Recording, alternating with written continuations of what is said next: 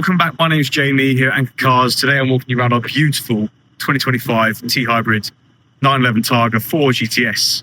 Now, obviously, being on 25 plates, it is very low mileage, only 6,500 miles, just coming in under £145,000. Now, this is packing a lot of performance. I'm going to walk you through it nice and easily. So, we have 533 horsepower.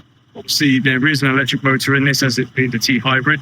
So, you are going to get that dynamic performance from the get-go. You're not going to have that turbo lag. It's also got the classic 911 starts, but Targa roof. Absolute beauty. We've actually got a ducktail spoiler here as well, which isn't standard, so that's been added by the previous owner. One owner on this vehicle. Taking it around the back, we've got black accents as well throughout. Dual exhaust with a beautiful perforation on the exhaust pipe as well.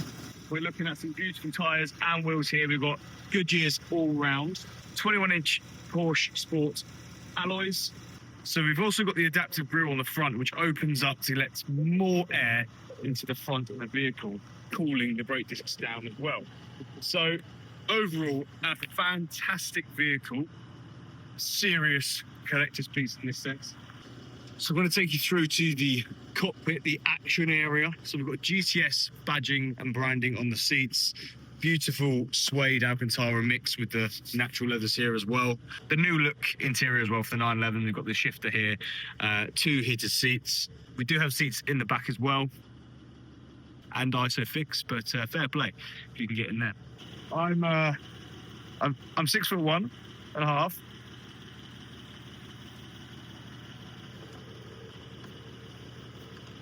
And I do get in.